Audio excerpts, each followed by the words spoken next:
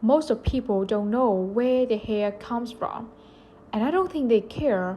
But if you are a hair expert and don't want to be scammed, you need to know really well about the sources of what you are invested in. I went on a hair buying trip to try and get some answers. I traveled across 6 countries that specialize in the hair market. And in today's video, I will reveal all secrets about Indian hair. So if you are buying or having a plan to buy Indian hair, don't miss this video.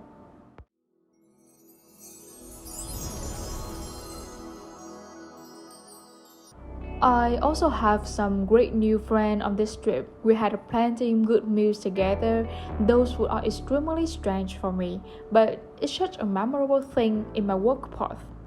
To be honest, it was really hard for me to find one factory that allowed me to come in and see everything. So everybody is secretive about the hair, where the hair actually comes from. That's where the hair broker makes its money. After a month of back and forth, only one of them agreed to show me their operation. Plastic mixed with unknown fallen hair is the cheapest tire of human hair collected from salon floors, hairbrushes, and trains. The hair is detangled, processed with chemicals, coated with silicone, and sometimes mixed with synthetic and animal hair. You guys could be extremely surprised. Actually, the sources of raw Indian hair are complex. They may come from the temple, the hair salon, or even the landfill. India is the third most populous country in the world, so it's really easy to understand that the sources of this country hair is extremely rich. I will talk about the first type from the salon floors. Some women also sell their hair to get some little money. The age of the hair is also the factor of concern.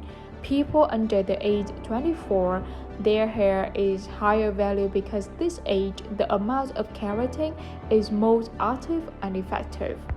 Alright, so let's talk about the second type, temple hair. This is the best type hair in India. Hindu temples are the crucial part of the industry. Here, the devotees shave their hair as the offering to the gods, even though they know that their hair will be sold, but volunteers donate their hair for the sake of faith. They think it's better for people who really need it.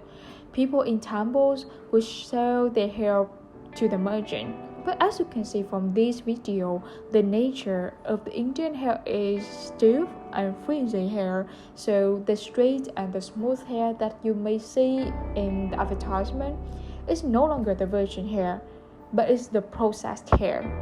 The traders will buy this hair and then they clean it. After that, they will add some chemicals to make it straight and soft. So don't misunderstood by the Indian sellers that their hair is original hair, virgin hair or raw hair. Most of this hair has been processed and you will not be dyed and styled again. And the last type of hair, they collected from the landfill. It may sound really unreasonable, really ridiculous, but watch this video below and you will understand better. These hair are collected from the landfill where the women threw their hair. The hair is detangled, processed with chemical, coated with silicone, and sometimes mixed with animal hair.